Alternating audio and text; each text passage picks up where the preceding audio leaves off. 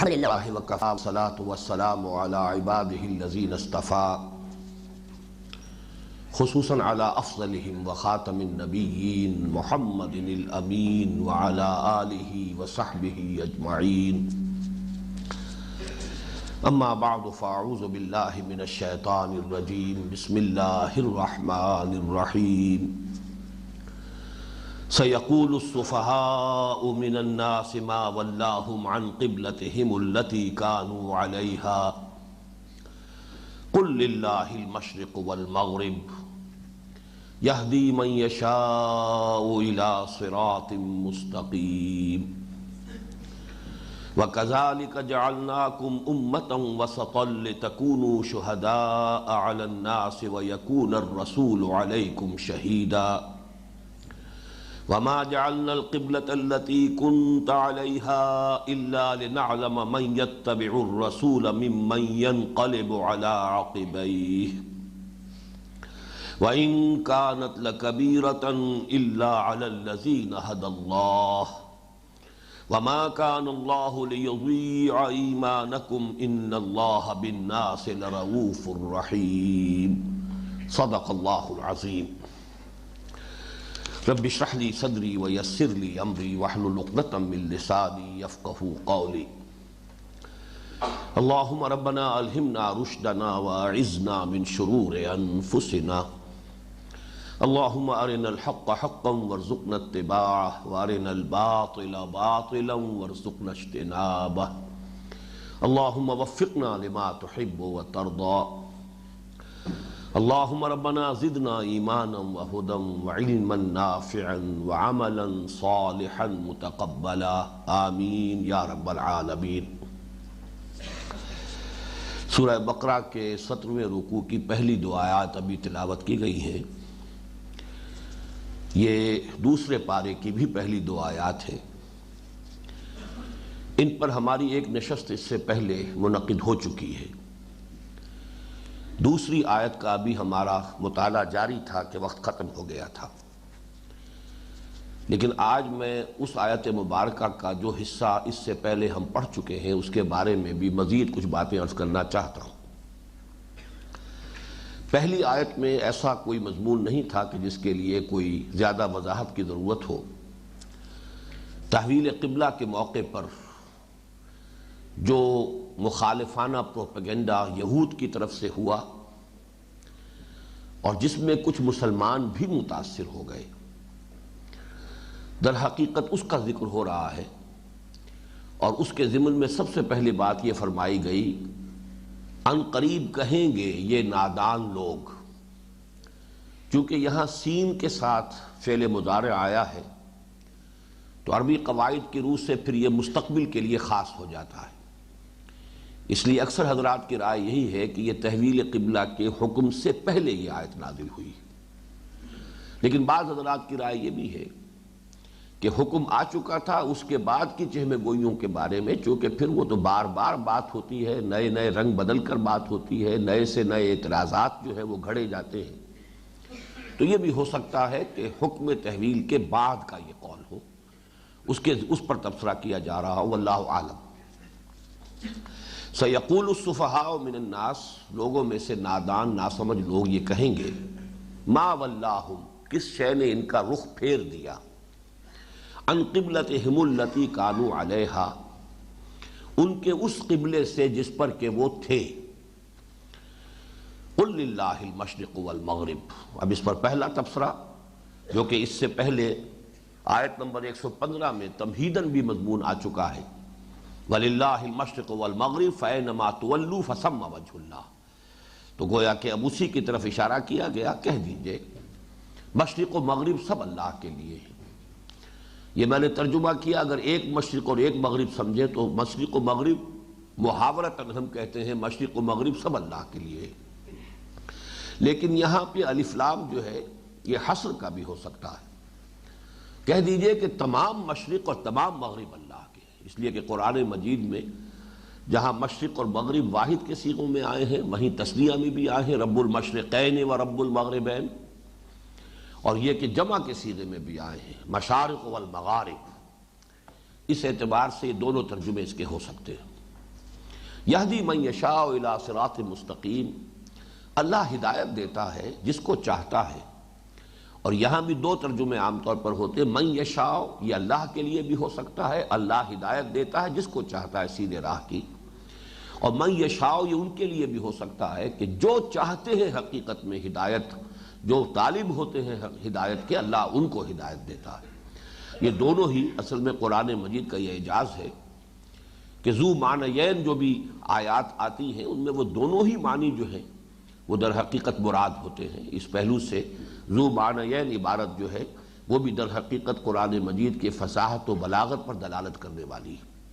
اللہ جس کو چاہتا ہے ہدایت دیتا ہے، اور جو ہدایت چاہتا ہے اللہ اسے ضرور ہدایت دیتا ہے۔ یہ گویا کہ دونوں ترجمے اس کے ہو سکتے ہیں۔ وَكَذَلِكَ جَعَلْنَاكُمْ أُمَّةً وَسَطًا لِتَكُونُوا شُهَدَاءَ عَلَى النَّاسِ وَيَكُونَ الرَّسُولُ عَلَيْكُمْ شَهِيدًا، اور اسی طرح ہم نے بنایا ہے اے مسلمانوں تمہیں ایک بیچ کی امت، امت وسط۔ یہاں پر آگے بڑھنے سے پہلے ایک تو کذالکا کے بارے میں جو میں نے عرض کیا تھا اسے ذہن میں تازہ کر لیجئے۔ کذالکا جو ہے اس کو چونکہ سیاق و سباق ہمارے سامنے موجود ہے تو فرمایا گیا تھا یہدی من یشاء، جس کو چاہتا ہے اللہ ہدایت دیتا ہے، یعنی یہ کہ اللہ تعالیٰ کی مشیت مطلق ہے، اصل شے اللہ کا فیصلہ ہے، اس کائنات کے اندر اس کی حکمت، اس کی مشیت، وہی حکمران ہے۔ تو جیسے وہ جسے چاہتا ہدایت دیتا ہے، جیسے دوسرے مقام پر آیا واللہ اعلم حیث یجعل رسالتہ، جس کو چاہتا ہے رسالت سے سرفراز فرماتا ہے، ایسے ہی اس نے جسے چاہا آخری امت اور امت وسط کے طور پر منتخب کر لیا۔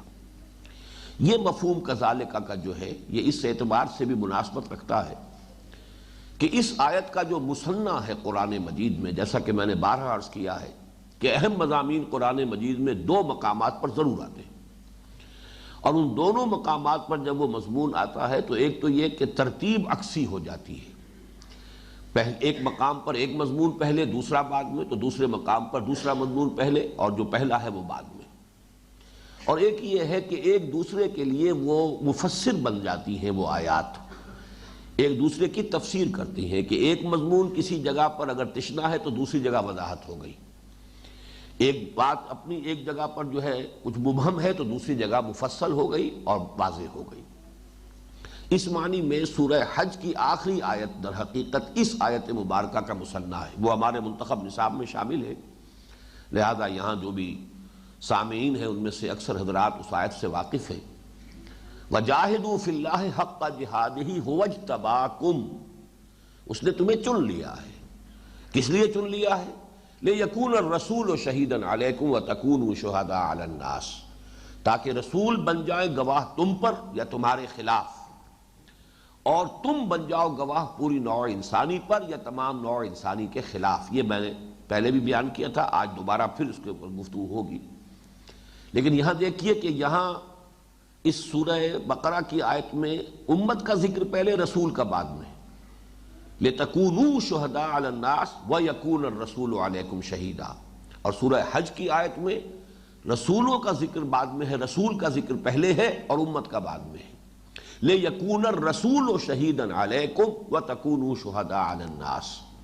تو ایک تو یہ کہ عکسی ترتیب کی مثال سامنے آ گئی، اور دوسری بات جو میں جس کے لیے خاص طور پر حوالہ اس وقت دے رہا ہوں، هُوَ اجْتَبَاكُمْ، اللہ نے تمہیں چن لیا ہے۔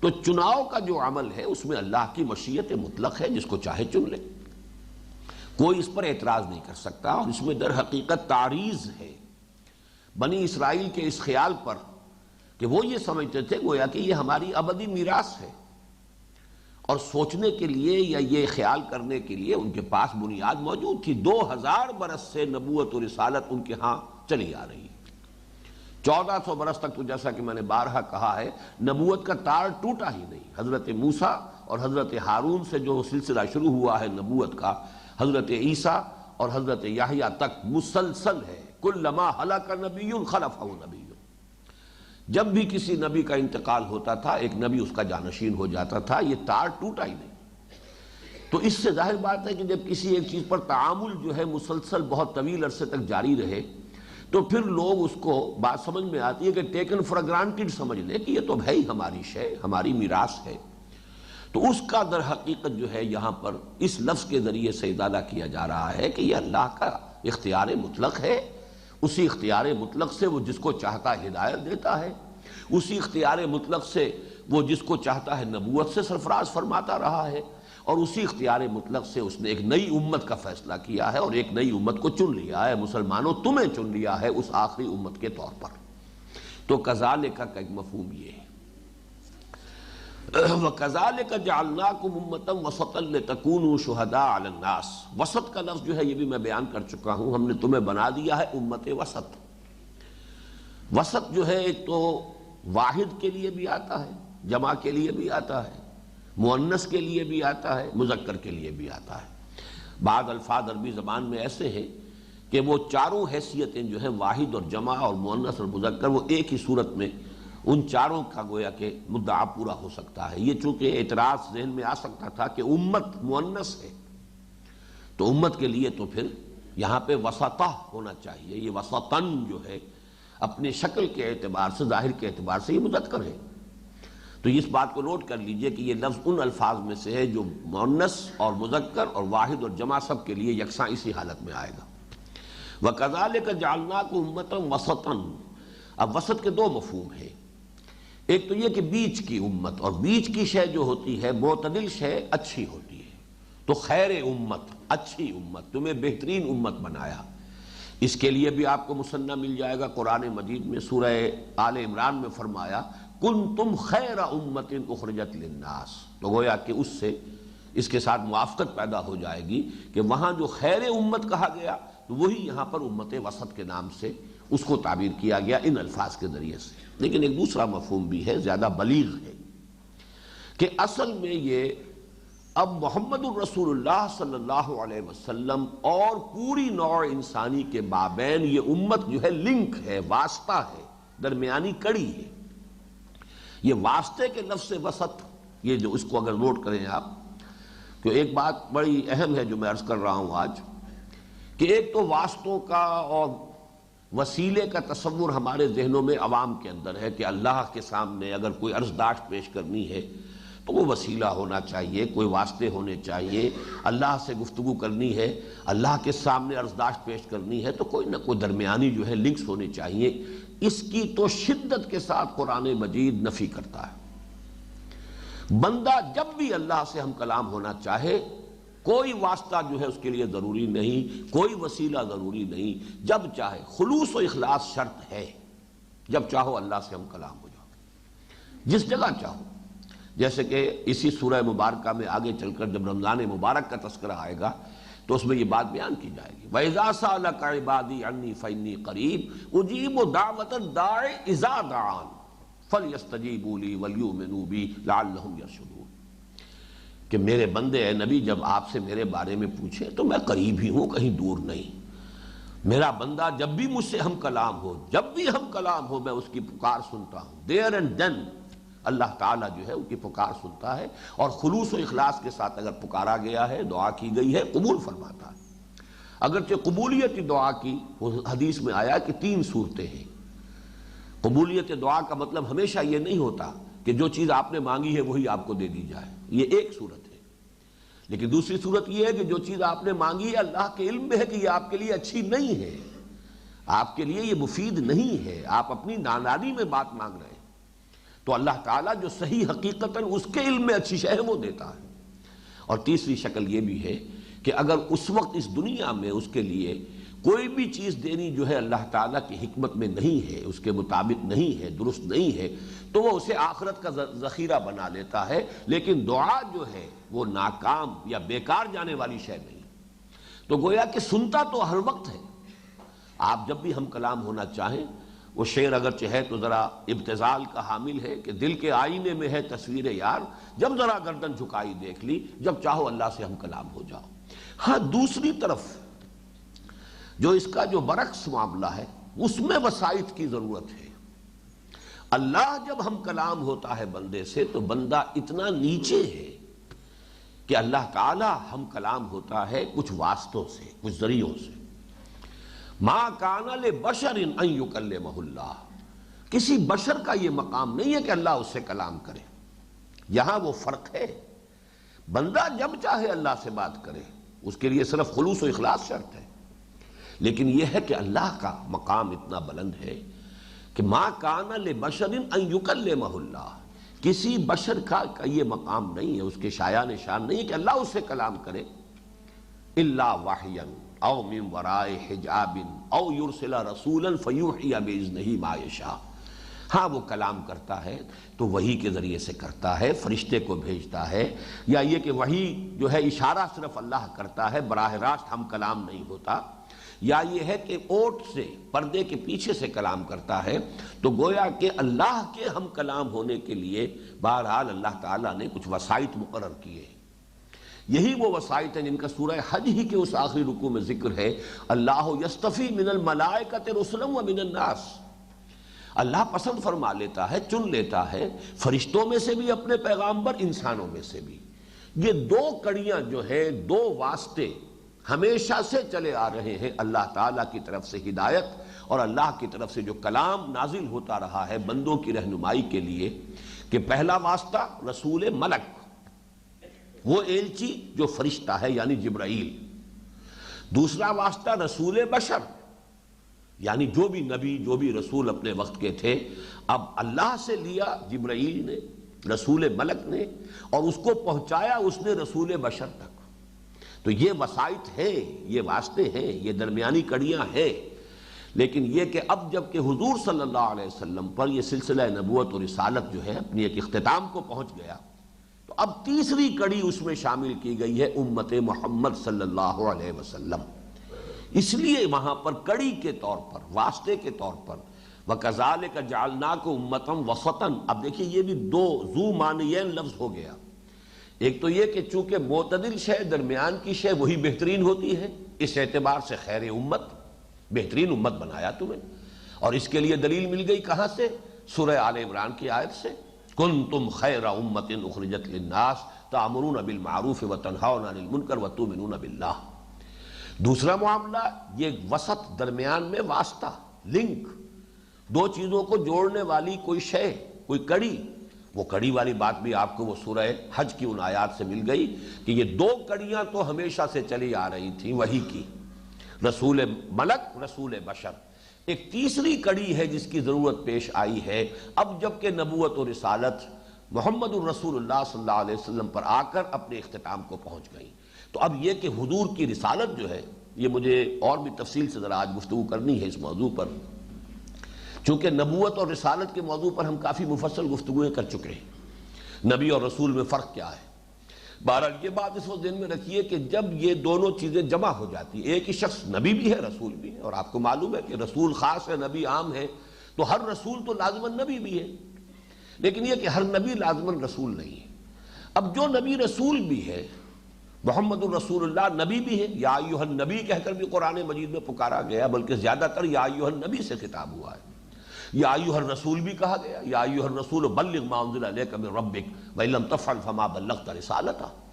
تو رسول بھی ہے، نبی بھی ہے، لیکن نوٹ کیجئے بڑی اہم بات، حضور کی نبوت حضور کے انتقال کے ساتھ ختم ہو گئی۔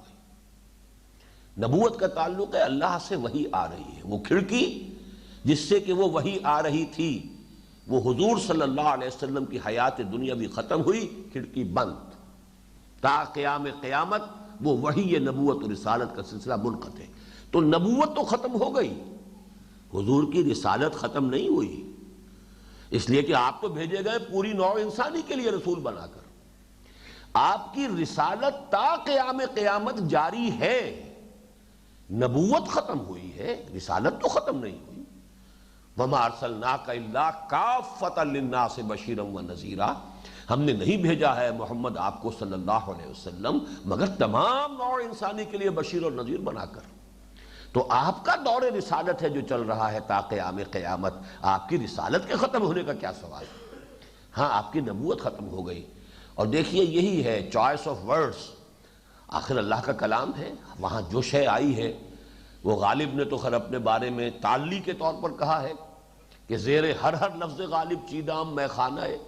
یہ تو ظاہر بات ہے کہ ہر لفظ تو نہیں، اس کے ہاں بھی بھرتی کے الفاظ بھی مل جائیں گے، بھرتی کے اشعار بھی مل جائیں گے، لیکن یہ ہے کہ اللہ تعالیٰ کے کلام کے بارے میں یقیناً صحیح ہے کہ گنجینہ معنی کا تلس اس میں سمجھیو جو لفظ کے غالب میرے اشعار میں آوے، تو قرآن مجید کے بارے میں میں سمجھتا ہوں کہ یہ 100% صحیح ہے۔ چنانچہ دیکھیے ختم نبوت کی جو ایک ہی آیت ہے اور اہم ترین آیت ہے قرآن مجید میں، وہ سورہ احزاب کی آیت ہے، ما کان محمد ابا احد من رجالکم ولکن رسول اللہ وخاتم النبیین۔ ختم کا لفظ نبوت کے ساتھ آیا، ولیکن رسول اللہ، وہ تو اللہ کے رسول ہیں، اس رسالت کے ساتھ لفظ ختم نہیں لایا گیا۔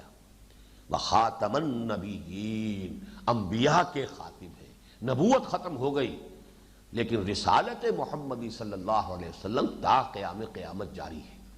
اب اس کو آپ انگریزی کے لفظ میں تعبیر کر سکتے ہیں کہ آپ نے اہل عرب تک رسالت کے فرائض بنفس نفیس خود سر انجام دیے اور اس میں سے ایک امت وجود میں آ گئی۔ اب آپ کا یہ فریضہ رسالت پوری نوع انسانی کی طرف جو ہے وہ بائی پراکسی پورا ہوگا۔ یہ کام اب ہے تھرو دس امہ، اب اس امت کے ذریعے سے محمد الرسول اللہ صلی اللہ علیہ وسلم کی رسالت کا فریضہ ادا ہوگا۔ امت کے ذمے ہے یہ کام کہ اب تا قیام قیامت یہ اللہ کے اس پیغام کو، جو کہ وحی کی تکمیل کے بعد اب وہ پیغام ہدایت اپنی کامل شکل میں، الیوم اکملت لکم دینکم واتممت علیکم نعمتی ورضیت لکم الاسلام دینا، تو اب وحی کی ضرورت نہیں ہے، وہ تو تکمیل پا چکی، ہدایت مکمل ہو چکی، دین کی تکمیل ہو گئی، نور کا اتمام ہو گیا، اب صرف اس کا ابلاغ ہے، اس کو پہنچانا ہے، اور وہ ہے اصل میں فریضہ رسالت، پہنچانا، پیغام بری، پیغام جو ہے اس کو پہنچا دینا۔ یہ کام ہے کہ جو اب تا قیام قیامت امت کے ذریعے ہونا ہے۔ اس اعتبار سے لفظ وسط یہاں پر ذو معنی ہونے کے اعتبار سے، ذو معنیین ہونے کے اعتبار سے نہایت بلیغ ہے۔ وَكَذَلِكَ جَعَلْنَاكُمْ أُمَّةً وَسَطًا لِتَكُونُوا شُهَدَاءَ عَلَى النَّاسِ وَيَكُونَ الرَّسُولُ عَلَيْكُمْ شَهِيدًا۔ یہ جو ٹکڑا ہے اس میں لام جو آیا ہے، لام عاقبت، لام غایت، کس لیے تمہیں بنایا امت، کس لیے بنایا واسطہ؟ لِتَكُونُوا شُهَدَاءَ عَلَى النَّاسِ، تاکہ تم بن جاؤ گواہ لوگوں پر یا لوگوں کے خلاف، وَيَكُونَ الرَّسُولُ عَلَيْكُمْ شَهِيدًا، اور رسول ہو جائیں گواہ تم پر یا تمہارے خلاف۔ یہ ٹکڑا جو ہے قرآن مجید کے اہم ترین مضامین میں سے ہے، لیکن کچھ اس کو میں بدقسمتی سے تعبیر کر رہا ہوں کہ بعض احادیث کا ایک مضمون خاص مفہوم جو ہے وہ حجاب بن گیا ہے اس آیت کے اصل مفہوم کے راستے میں، اور اس کا اصل مفہوم لوگوں کے سامنے نہیں آ سکا، اس لیے کہ چونکہ حدیث جو ہے بظاہر الفاظ اس کی ایک وضاحت کر رہی ہے، اس کی تفسیر کر رہی ہے، تو ظاہر بات ہے کہ جس شخص کو کسی قرآن مجید کی کسی آیت کی تفسیر حدیث نبوی قول رسول سے ملے، اب اس کے بعد مزید غور و فکر کی حاجت کیا ہے؟ بات بڑی معقول ہے، بڑی منطقی ہے کہ ایک بات نبی اکرم صلی اللہ علیہ وسلم نے اگر فرما دی ہے تو اب اس کے اوپر مزید غور و فکر کرنا، مزید اس کی چھان بین کرنا، مزید اس کے بارے میں تدبر جو ہے، اپنی قوت و صلاحیت تدبر جو ہے اس کو استبروء کار لانے کوئی حاجت نہیں ہے۔ حالانکہ اگر اسی بات کو ذہن میں رکھیے جو میں نے آج 2 مرتبہ دہرائی ہے کہ ذو معنیین الفاظ بھی ہیں، ذو معنیین آیات بھی قرآن مجید میں موجود ہیں، تو ہو سکتا ہے کہ ایک پہلو، ایک معنی اس آیت کا اس حدیث کی روح سے واضح ہو گیا ہو، لیکن کوئی اور بھی اس کے اندر جو گنجینہ معنی کا طلسم اس کو سمجھیو، جیسے کہ حضور نے فرمایا صلی اللہ علیہ وسلم لا تنقضی عجائبہ، اس قرآن کے عجائب کبھی ختم نہیں ہوں گے، غور کرنے والے غور کرتے رہیں گے، تدبر کرنے والے تدبر کرتے رہیں گے، اور ان آیات مبارکہ میں سے نئے نئے معنی، نئی نئی حکمتیں برآمد ہوتی رہیں گی۔ اب اگر یہ بات آخری ہو جاتی تو پھر تو ظاہر بات ہے کہ حضور کا یہ قول جو ہے پھر وہ بے محل معلوم ہوگا کہ لا تنقضی عجائبہ، اگر اسلاف نے جو کچھ سمجھا یا حضور صلی اللہ علیہ وسلم نے کسی آیت کا کوئی مفہوم اگر بیان کیا، اب اس کے بعد اس کے علاوہ کوئی اور مفہوم نہ، وہ مفہوم اپنی جگہ پر قائم رہے گا، رہتے ہوئے اگر اس کے اندر حکمت اور معرفت اور ہدایت کا کوئی اور پہلو نکلتا ہو تو وہ قابل لحاظ ہے، قابل توجہ ہے۔ اس گواہی کو اس حدیث یا ان احادیث کی روشنی میں صرف آخرت سے متعلق مانا گیا۔ حدیث کے الفاظ یہ ہے اور میں وہ بعد میں وہ پورا متن بھی آپ کو سناؤں گا. میں اس وقت ان کا جو لب لباب اور خلاصہ ہے وہ بیان کر رہا ہوں کہ قیامت میں جب محاسبہ ہوگا تو جن امتوں کی طرف رسول بھیجے گئے، مثلا حضرت نوح کا تذکرہ ہے خاص طور پر، جب وہ محاسبہ اخروی کا وقت آئے گا تو وہ جو امت تھی اور جو رسول ہیں وہ آمنے سامنے کنفرنٹ کریں گے ایک دوسرے کو. پہلے اللہ تعالیٰ رسول سے پوچھے گا ہمارا جو پیغام تم تک پہنچا تھا تم نے پہنچا دیا تھا اپنی قوم کو؟ وہ رسول جو ہے وہ عرض کریں گے بارگاہ خداوندی میں ہاں پروردگار میں نے اپنا پیغام پہنچا دیا تھا. اب قوم سے سوال ہوگا کہ کیا واقعی انہوں نے تمہیں پیغام پہنچا دیا تھا؟ اور وہ چٹا انکار کرے گی قوم کے نہیں، ہمارے پاس کوئی خبردار کرنے والا نہیں ہے. پھر اللہ تعالیٰ فرمائے گا رسول سے تمہارا کوئی گواہ ہے؟ تب وہ رسول کہیں گے کہ ہاں گواہ ہے امت محمد اور محمد صلی اللہ علیہ وسلم. اس پر وہ قوم اعتراض کرے گی کہ یہ امت محمد اور محمد تو ہمارے سے بہت بعد میں آئے ہیں، یہ کیسے گواہ بن سکتے؟ تو یہ امت کہے گی کہ ہمیں یہ ساری خبریں دی ہیں محمد الرسول اللہ صلی اللہ علیہ وسلم نے، قرآن کے ذریعے سے ہمیں معلوم ہوئی، اور ہم پورا یقین رکھتے ہیں کہ محمد صلی اللہ علیہ وسلم نے جو کچھ ہمیں پہنچایا، جیسے کہ قرات کے بعد ہم کہتے ہیں صدق اللہ و صدق رسولہ، تو وہ بات ہم تک پہنچی ہے، ہم اس کے بنا پر گواہی دے رہے ہیں. اب یہ مضمون ہے اس حدیث کا، اور اس کا چونکہ اس آیت کے ساتھ اس کا ربط ہے، لہٰذا اب اس آیت کو پڑھتے ہوئے ہمیشہ وہی مضمون ذہن میں آ جاتا ہے. اس کا نتیجہ کیا نکلتا ہے وہ یہ ہے، اور بلکہ ہمارے سلف کے تقریباً تمام مفسرین نے یہی مفہوم بیان کیا ہے. نتیجہ کیا نکلا کہ اس سے امت کا ایک مقام شرف، امت کی برگزیدگی، امت کی فضیلت تو ثابت ہو گئی. اس کا نتیجہ کیا نکلا کہ بعض جو ہمارے پاس پہلے ہی کچھ ایسے خیالات موجود تھے اور تمام قوموں میں رہے ہیں، تمام امتوں میں رہے، ہم تو بخشے بخشائے ہیں. جیسا کہ کسی بھی رسول کے ساتھ تعلق ہونا یہی وہ چیز تھی کہ جس نے بنی اسرائیل کو خراب کیا، کہ ہم تو ابراہیم کی نسل سے ہیں، ابراہیم کی اولاد ہے، اتنے بڑے بڑے رسولوں کی امتی ہے، تو کیسے ہم سے کوئی حساب کتاب نہیں ہوگا، یہ حساب کتاب دوسروں کے لیے. تو اگر امت کا جو مقام شرف ہے، اس کی جو خصوصی فضیلت ہے، اسی کو اور بیان کر دیا جائے تو اور اطمینان، ری ایشورنس جس کو آپ انگریزی میں کہتے ہیں، پھر تو بڑا اطمینان ہو گیا کہ ہمارا تو بڑا اونچا مقام ہے، اللہ تعالیٰ کی عدالت میں تو کھڑے ہو کر ہماری گواہی پر فیصلے ہوں گے، رسولوں کے حق میں ہم سے گواہی دلوائی جائے گی. لیکن اس کا ایک دوسرا مفہوم جو ہے، جو میں پچھلے درس میں بیان کر چکا ہوں، کہ اصل میں تو یہ امت کے فرض منصبی کو بیان کر رہی آیت، کہ جیسے رسول نے تم تک ابلاغ اور تبلیغ کا حق ادا کیا ہے، ایسے ہی تمہارے ذمے ہے کہ پوری نوع انسانی تک دین کی تبلیغ اور ابلاغ کا حق ادا کرو. جیسے رسول نے تم پر اتمام حجت کر دیا ہے صلی اللہ علیہ وسلم، ایسے ہی تمہاری ذمہ داری ہے کہ پوری نوع انسانی پر اتمام حجت کرو. ظاہر بات ہے کہ رسول کو اس ابلاغ و تبلیغ کا حق ادا کرنے میں اور حجت قائم کرنے میں کیسی کیسی مشقتیں جھیلنی پڑی، کیسی کیسی تکالیف اور مصائب جو ہے برداشت کرنے پڑے، کیسی کیسی وادیوں میں سے آپ کو اور آپ کے ساتھیوں کو گزرنا پڑا ہے، جسے ہم کہتے ہیں کہ خاک، آگ اور خون کے دریا جو ہے عبور کیے. کون سی مصیبت، کون سی مشقت نہیں آئی ہے. اس لیے کہ اس فرض منصبی کو ادا کرنا یہ کوئی پھولوں کی سیج تو نہیں ہے، تو کانٹوں بھرا بستر ہے. فضیلت اگر حاصل ہوتی ہے تو اس بنیاد پر حاصل ہوتی ہے. اگر فضیلت ہی کا احساس آپ مزید جو ہے لوگوں کے اندر پیدا کر دیں اور ذمہ داری کا احساس پیدا نہ ہو، تو واقعہ یہ ہے کہ اس کا جو نیٹ رزلٹ نکلے گا دونوں چیزوں کا، وہ عمل سے، وہ جیسے کہ اقبال کا شعر ہے کہ عمل سے فارغ ہوا مسلمہ بنا کے تقدیر کا بہانہ، تو عمل سے تو فارغ پہلے ہی ہے، اور مزید جو ہے مہر تصدیق ثبت ہو جائے گی کہ بس ہمارے لیے عمل کی اور محنت کی اور سارے کھکھیڑ مول لینے کی ضرورت کیا ہے. ہم تو اس منصب پر فائز کر دیے گئے، نحن ابناء اللہ واحباؤہ، ہم تو اللہ تعالیٰ کے بڑے چہیتے ہیں، اس کے اولاد کے مانند ہیں. لہذا یہ کہ ہمارا یہ ذاتی شرف ہے یہی کافی ہے ہماری نجات کے لیے. لن تمسنا النار الا ایاما معدودہ، ہمیں تو آگ اگر چھوئے گی بھی زبردستی صرف لوگوں کی آنکھوں میں دھول جھونکنے کے لیے اور ان کی زبانیں بند کرانے کے لیے، اگر اللہ ہمیں جہنم میں ڈالے گا بھی تو گنتی کے چند دن پھر ہمیں نکال لیا جائے گا.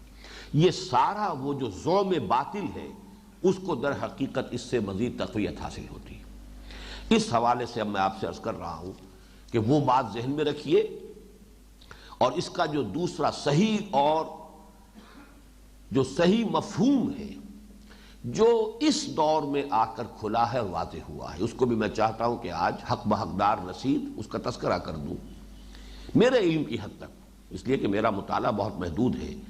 ساری تفاسیر جو کانٹمپریری ہے، جو آج کے دور میں لکھی گئی ہے، ساری تفاسیر کا احاطہ تو میں نہیں کرتا، اور یہ کہ جو قدیم تفاسیر ہیں ان سب کا احاطہ تو شاید کسی انسان کے لیے ممکن ہی نہیں، یہ تو اتنا وسیع خزانہ ہے کہ سب کا احاطہ کون کرے گا۔ تو میں اسی لیے کوالیفائی کر رہا ہوں اپنے سٹیٹمنٹ کو کہ میرے مطالعے میں پہلی مرتبہ یہ خیال فراہی مکتب فکر نے پیش کیا ہے، وہ خیال جو میں نے پچھلی مرتبہ بیان کیا تھا، اور آج دوبارہ اس کا میں اعادہ کروں گا، اس لیے کہ اس کی اہمیت بہت ہے، اور میں محسوس کرتا ہوں کہ پچھلی مرتبہ کچھ میری طبیعت کی کیفیت ایسی تھی کہ میں اس کا صحیح حق ادا نہیں کر پایا ہوں، اس لیے میں چاہتا ہوں کہ وہ بات بالکل مبرہن ہو جائے، واضح ہو جائے۔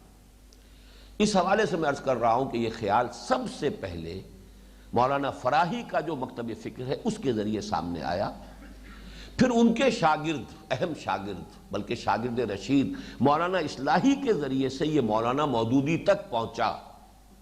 اس لیے ابھی میں حوالہ دوں گا کہ کس طریقے سے پہنچا۔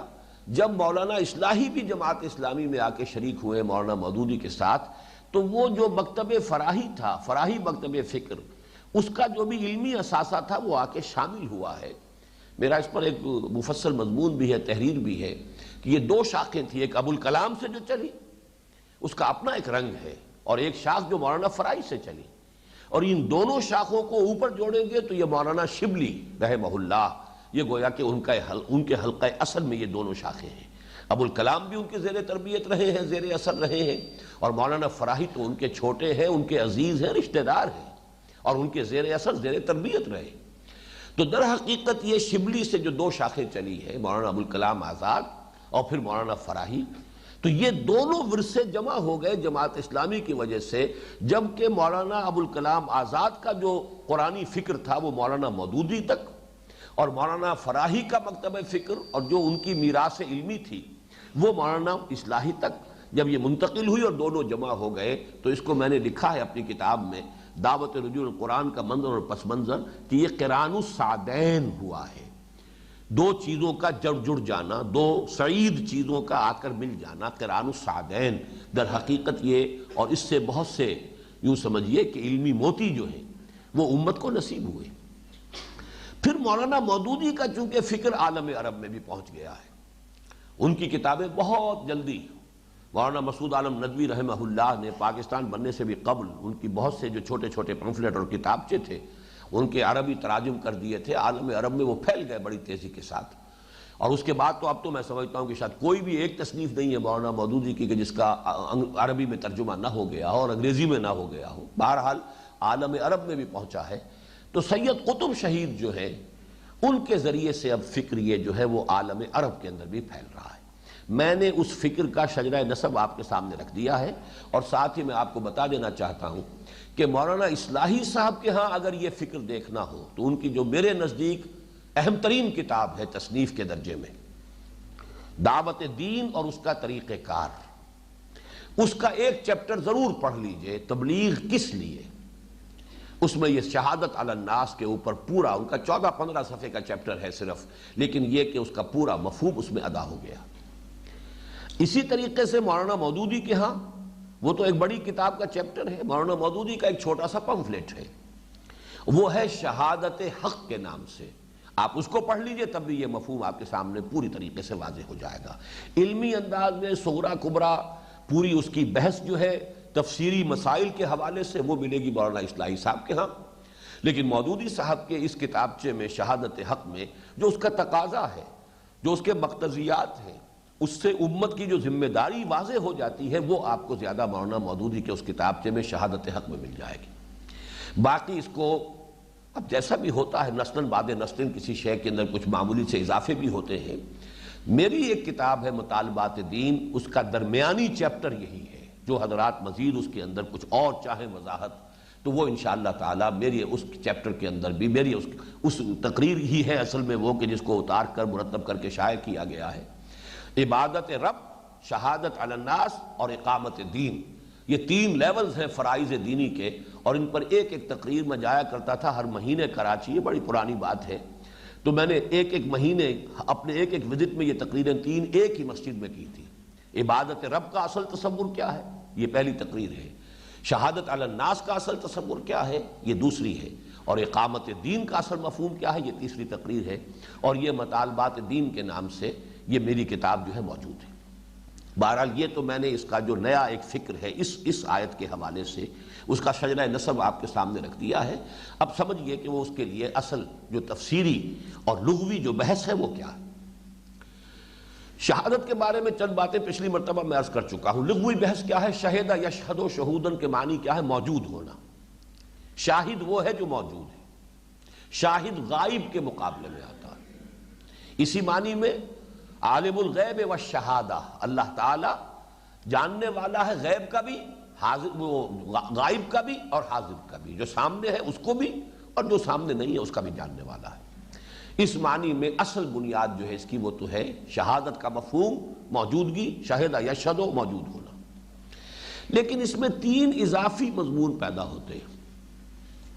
جو شخص کہیں موجود ہوتا ہے وہی دیکھ رہا ہوتا ہے، لہذا شاہد کے معنی دیکھنے والے کے بھی ہیں۔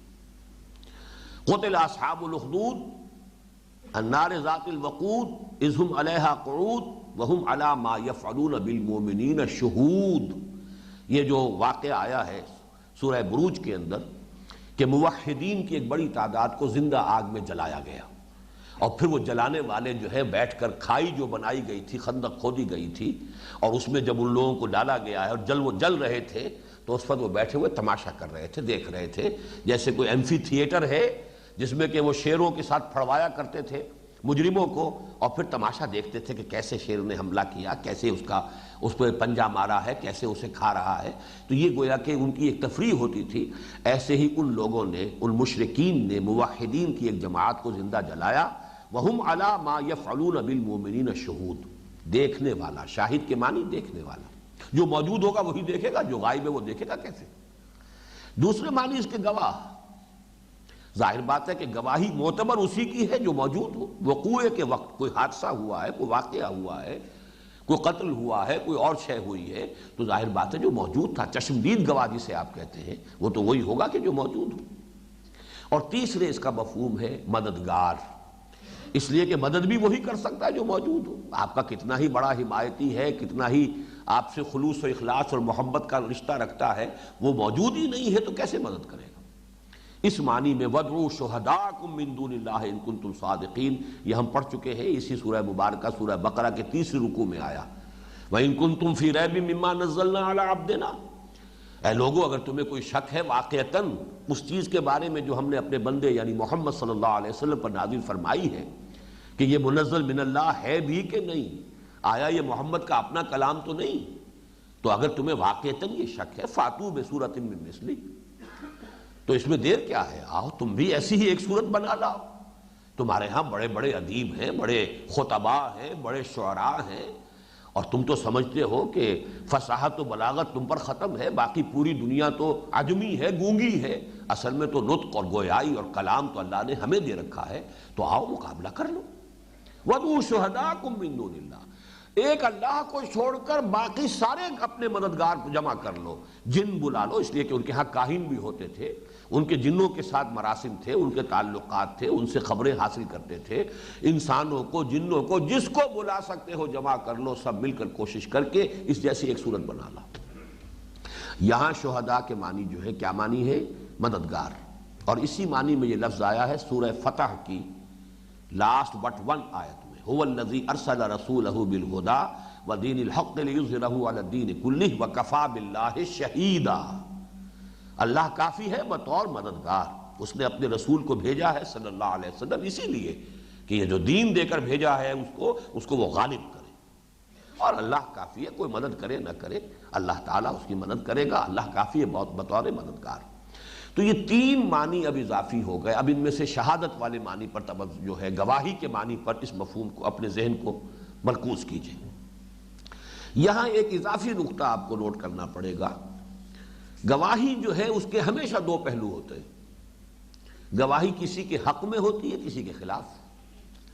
اب آپ کسی مقدمے میں پیش ہو رہے ہیں گواہ کے طور پر، تو یا مدعی کے حق میں اور مدعا علیہ کے خلاف گواہی جائے گی، یا یہ دوسری طرف سے ہے تو مدعا علیہ جو ہے اس کے حق میں اور مدعی کے خلاف جائے گی۔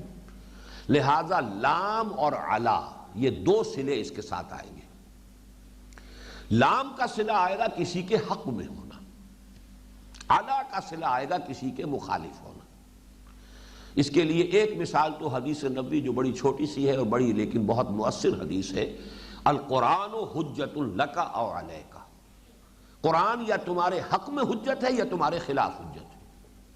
اب دیکھیے صرف یہ لام اور علا نے یہ مفہوم پیدا کر دیا، حق میں یا خلاف۔ القرآن حجت لک، اگر اس پر ایمان رکھو گے، اس کو اپنا امام بناؤ گے، یہ دلیل راہ ہے اور اللہ کے ہاں بھی یہ تمہارے لیے تمہارے حق میں گواہی دے گا۔ اور اگر تم نے اس کو مانا نہیں، اس کو رد کر دیا، یا مانا تو صحیح پر عمل نہیں کیا، تو یہ قرآن تمہارے خلاف استغاثہ لے کر کھڑا ہوگا اللہ کی عدالت میں۔ القرآن حجت لک او علیک، یہ قرآن یا تمہارے حق میں حجت ہے یا تمہارے خلاف حجت ہے۔ اسی طرح یہی جو سلسلہ ہے تحویل قبلہ کا مضمون جو آگے چلے گا، تو 18ویں رکوع میں الفاظ آئے ہیں لئلا یکون للناس علیکم حجت الا الذین ظلموا منکم، تاکہ اللہ تعالیٰ نے یہ فیصلہ کیا، یہ تو اس کی تفصیل تو وہیں پڑھیں گے، اللہ نے یہ فیصلہ کیا ہے تاکہ لوگوں کے پاس، لوگوں کے حق میں اے مسلمانوں تمہارے خلاف کوئی حجت نہ رہے، کوئی شے تمہارے خلاف وہ حجت کے طور پر استعمال نہ کر سکے۔ لئلا یکون للناس، لوگوں کے حق میں، تمہارے مخالفین کے حق میں، علیکم تمہارے خلاف کوئی حجت، کوئی دلیل باقی نہ رہے۔ اور اسی معنی میں یہ لفظ آیا ہے سورہ نساء کی آیت نمبر 165 میں، رسلا مبشرین ومنذرین لئلا یکون للناس علی اللہ حجت بعد الرسل وکان اللہ عزیزا حکیما۔ اس سے پہلے جو ہے بہت سے رسولوں کا تذکرہ ہے، حضرت ہم نے وحی کی، انا اوحینا الی نوح، ہم نے نوح کی طرف وحی کی، پھر ان کے بعد بہت سے رسولوں کے پاس وحی بھیجی، ابراہیم کو وحی بھیجی اور اسماعیل کو، اور وہ جو بہت کافی بڑا گلدستہ جو ہے اللہ تعالیٰ کے نبیوں اور رسولوں کا وہاں آیا۔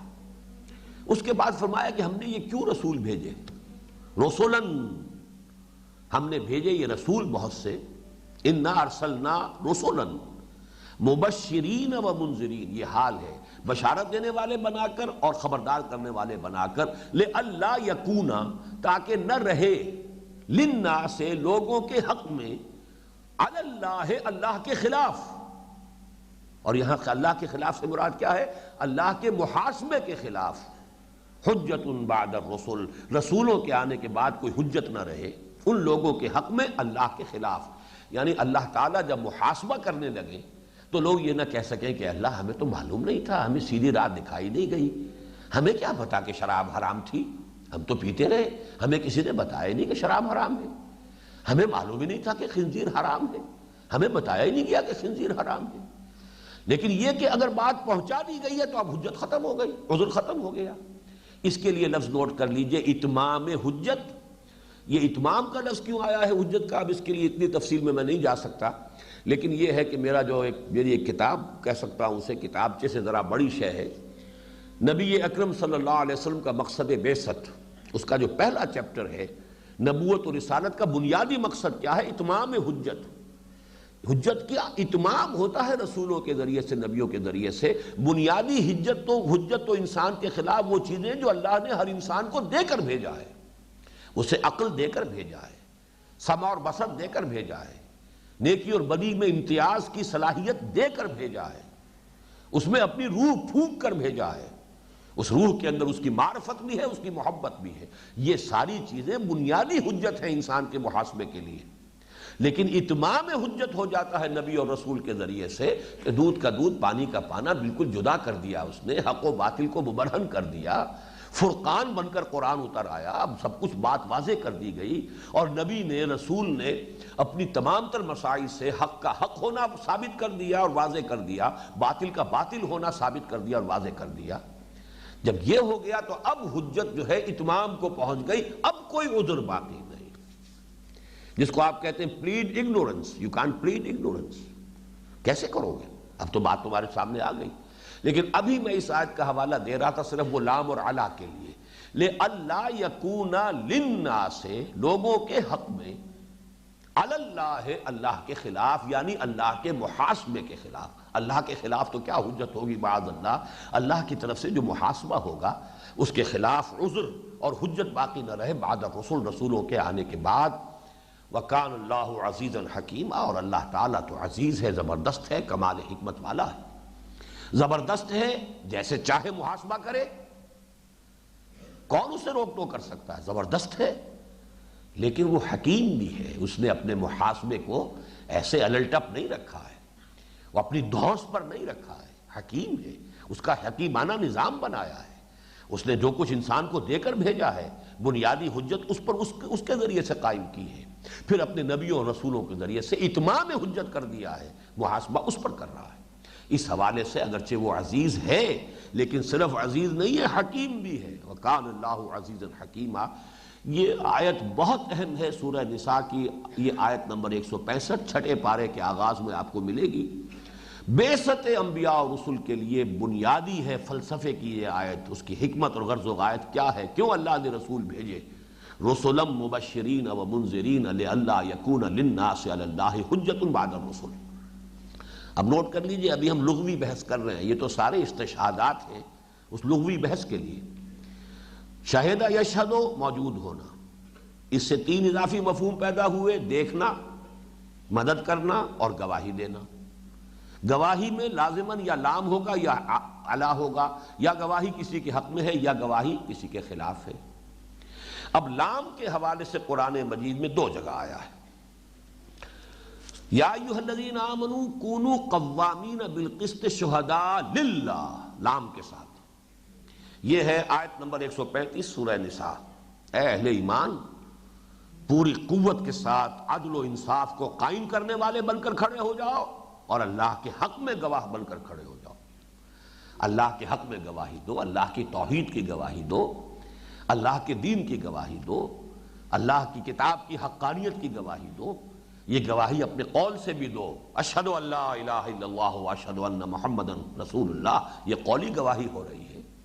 پھر تمہارا عمل گواہی دے، تم واقعتاً اللہ کے بندے بنو، تاکہ تمہارا ایک ایک عمل جو ہے گواہی دے رہا ہو کہ یہ اللہ کو اپنا مالک اور آقا مانتا ہے، اپنا الہ اور مطاع تسلیم کرتا ہے۔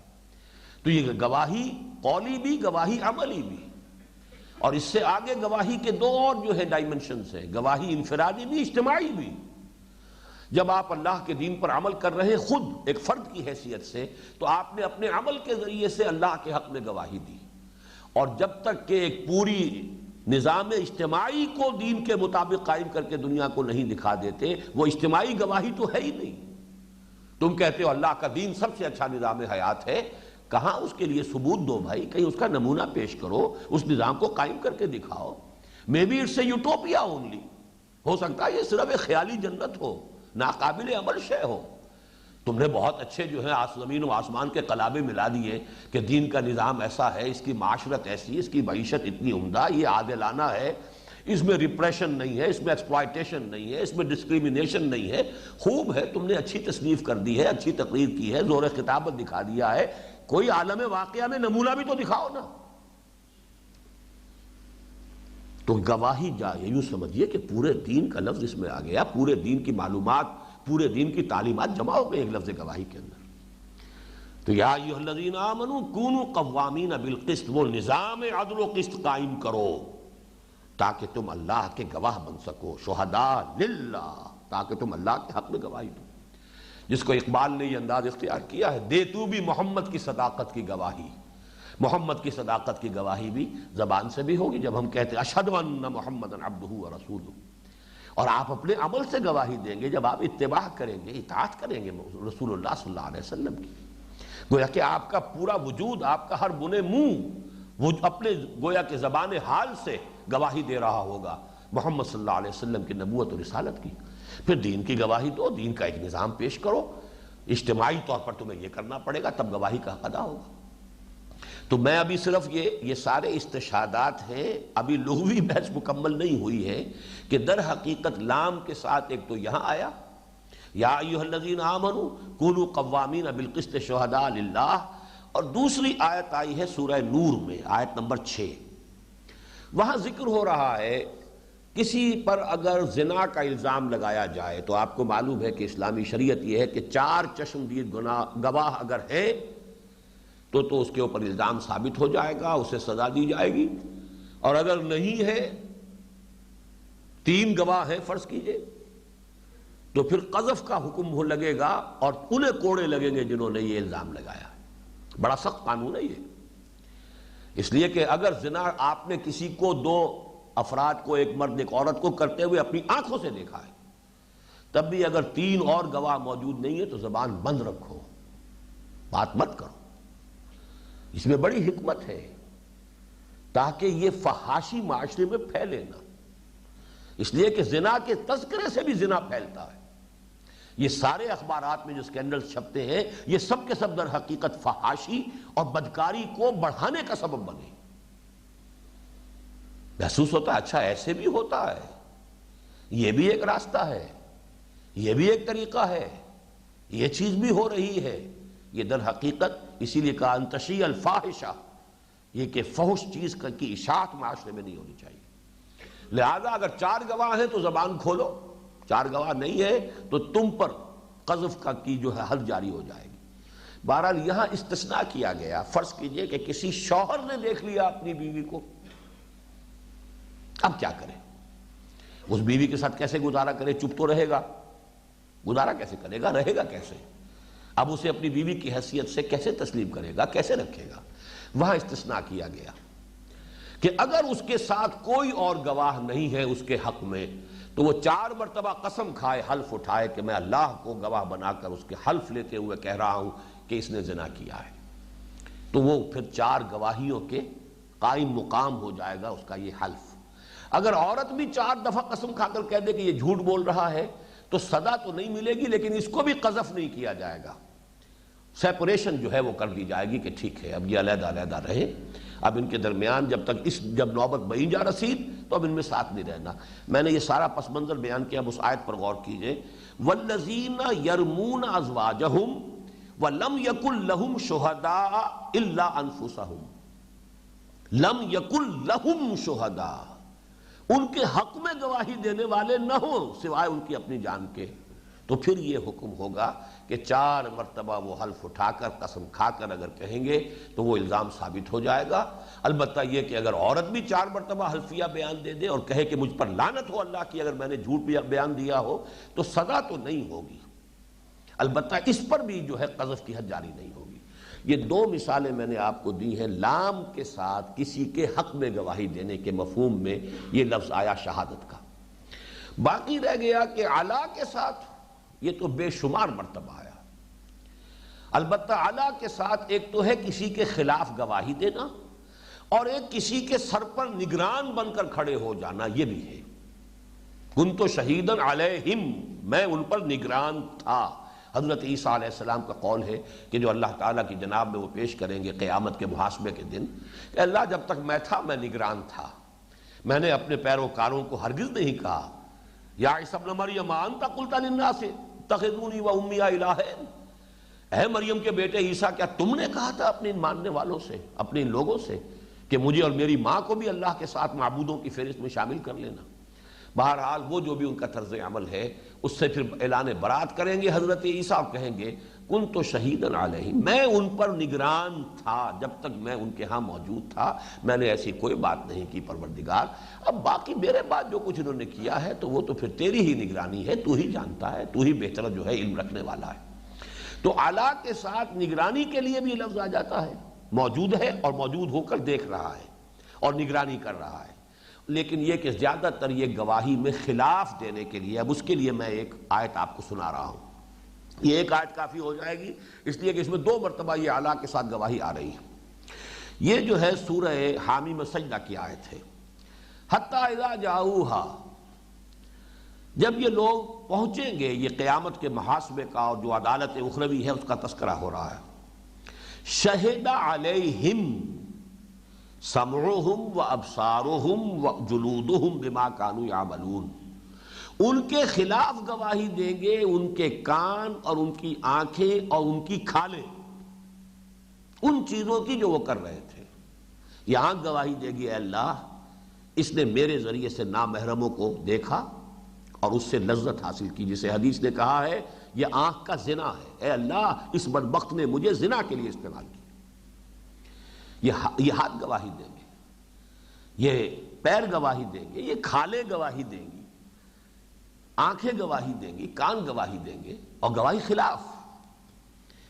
حتی اذا ما جاؤوها شہد علیہم سمعہم وابصارہم وجلودہم بما کانوا یعملون وقالوا لجلودہم، اب وہ کہیں گے گھبرا کر اپنی کھالوں سے، لما شہدتم علینا، کیوں تم نے گواہی دی ہمارے خلاف؟ تم تو میری اپنی کھال تھی، تم میری اپنی آنکھیں تھیں، تم تو میرے اپنے کان تھے، میرے خلاف گواہی دی، لما شہدتم علینا؟ قالوا انطق اللہ الذی انطق کل شیء، وہ کہیں گے آج اس اللہ نے ہمیں بھی گویائی عطا کر دی ہے جس نے ہر شے کو گویائی عطا کی۔ اس کو نوٹ کیجئے، ایک آیت میں 2 مرتبہ علا کے ساتھ شہادت کا لفظ آ گیا، خلاف گواہی دینا۔ یہ ہے اس کی لغوی بحث۔ اب جو میں ایک جملہ کہہ رہا ہوں اسے پوری توجہ کے ساتھ سنیے۔ قرآن مجید کی اصطلاحات میں، اور اصطلاحات کا علم بہت اہم ہوتا ہے، ہر سائنس اس کے لیے پہلے اس کی ٹرمینالوجی ہے۔ اگر آپ نے اصطلاحات سمجھ لی ہے تو آگے بات کھلتی چلی جائے گی، اصطلاحات ہی واضح نہیں ہے تو بات آگے کہاں چلے گی؟ تو قرآن مجید کی اصطلاحات ہیں۔ کار رسالت، فریضہ رسالت کے لیے قرآن حکیم کی اہم ترین اصطلاح شہادت ہے۔ پھر نوٹ کیجئے، کار رسالت، کار رسالت کیا ہے؟ تبلیغ ہے، انذار ہے، تبشیر ہے، واعظ ہے، نصیحت ہے، سارے الفاظ جمع کرتے چلے جائیے، تعلیم ہے، تربیت ہے، تزکیہ ہے، سبھی کام کرتے تھے نا، حضور نے کیا نہیں کیا؟ تذکیر ہے، تبلیغ ہے، تبیین ہے، تعلیم ہے، انذار ہے، تبشیر ہے، واعظ ہے، نصیحت ہے، یہ تمام الفاظ جمع کر لیجیے۔ ان سب کو جمع کر کے ان سب کا مقصود شہادت علی الناس، ان سب سے جو شے پیش نظر ہے لوگوں پر حجت قائم کر دینا کہ اللہ کی عدالت میں کھڑے ہو کر وہ یہ نہ کہہ سکیں، اگنورنس کی بنیاد پر اپنے لیے کوئی حجت، کوئی بہانہ، کوئی عذر پیش نہ کر سکیں، اے اللہ ہم تک تو بات پہنچی نہیں، ہم تک تو کسی نے تیرا پیغام پہنچایا نہیں۔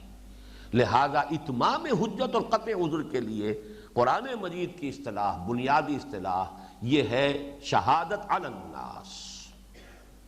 اب اس کے لیے 2 آیتیں تو چھوٹی چھوٹی ذہن میں رکھیے، اور یہ اس لیے کہ یہ اکثر کو یاد ہوں گی، جن کا بھی دینی مزاج ہے وہی لوگ آخر درس سننے آتے ہیں۔ ایک تو وہ مشہور آیت ہے کہ جو سیرت النبی صلی اللہ علیہ وسلم کی تقاریر میں کثرت کے ساتھ عنوان کے طور پر استعمال ہوتی ہے، یا ایھا النبی انا ارسلناک شاہدا ومبشرا ونذیرا وداعیا الی اللہ باذنہ وسراجا منیرا۔ سیرت کی کتنی تقاریر میں آپ نے بھی سنی ہوگی یہ آیت مبارکہ۔ عجیب بات ہے، یہاں پہ اس آیت کا ایک حصہ جو ہے میرے موضوع سے متعلق نہیں ہے لیکن نکتہ ہے، یا ایھا النبی انا ارسلناک، یہاں وہ نبی اور رسول کا فرق جو ہے واضح ہو گیا۔ نبی جیسا کہ میں نے عرض کیا تھا ایک شخصی مرتبہ ہے، اور منصب جس پر کہ انہیں بھیجا گیا وہ رسالت ہے۔ نبی نبی ہے جب تک کہ کسی قوم یا کسی شہر یا کسی ملک کی طرف تعین کے ساتھ اسے بھیجا نہیں گیا، جب تک کہ اپوائنٹمنٹ نہیں ملا۔ C S P, C S S cadre ہے، سی ایس پی ہے، جب اسے اپوائنٹمنٹ ملا ہے ڈپٹی کمشنر ساہی وار، اب وہ اس کا منصب ہے۔ بالکل اسی طریقے سے نبی جب معین کر کے بھیجا جاتا تو رسول ہے۔ یا ایھا النبی، بنیادی حیثیت محمد الرسول اللہ کی نبی ہے۔ میں نے آپ کو وہ فیکٹس اینڈ فگرز بھی دیے تھے جب بحث ہم کر رہے تھے، قرآن مجید میں کتنی مرتبہ حضور کو یا ایھا النبی کہا گیا۔ اصل مرتبہ ذاتی نبوت ہے، رسالت تو ایک منصب ہے۔ پورے قرآن میں شاید 2 مرتبہ یا ایھا الرسول کہا گیا، اکثر و بیشتر یا ایھا النبی، یا ایھا النبی، یا ایھا النبی انا ارسلناک، ارسلناک پہلا لفظ آیا ہے شاہدن، گویا کہ اس میں باقی ساری حیثیتیں کور ہو گئی ہیں، شاہدا ومبشرا ونذیرا وداعیا الی اللہ باذنہ وسراجا منیرا، ہم نے آپ کو گواہ بنا کر بھیجا ہے۔ اچھا، یہاں امکان موجود ہے کہ گواہی یہاں لام کے ساتھ ہو، اس لیے کہ نہ یہاں لام ہے نہ علا ہے، مجرد گواہی ہے۔ ہم نے آپ کو بھیجا ہے بطور گواہ بنا کر اور منذر اور نذیر بنا کر، مبشر اور بشیر بنا کر، اللہ کی طرف بلانے والا داعی اللہ باذنہ بنا کر، سراجا منیرا ہدایت کا ایک روشن چراغ بنا کر۔ اب دوسری آیت اس کے ساتھ ٹانک لیجئے، یہ سورہ مزمل کی آیت ہے۔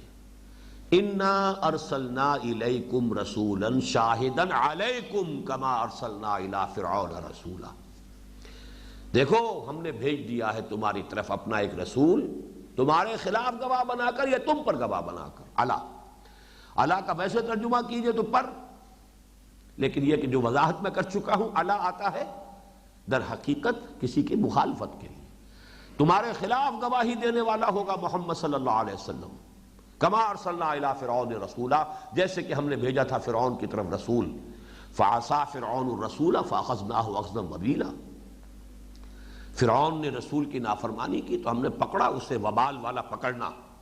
فَكَيْفَ تَتَّقُونَ إِن كَفَرْتُمْ، کیسے بچو گے تم اگر تم نے کفر کی روش اختیار کی۔ یہ پر جلال پر ہیبت آیت ہے، لیکن یہاں نوٹ کر لیجئے کہ رسول کے لیے جب بھی آتا ہے وہ در حقیقت شاہد علی، یا ایھا النبی انا ارسلناک شاہدا ومبشرا ونذیرا وداعیا الی اللہ باذنہ وسراجا منیرا، سورہ احزاب کی آیت ہے یہ۔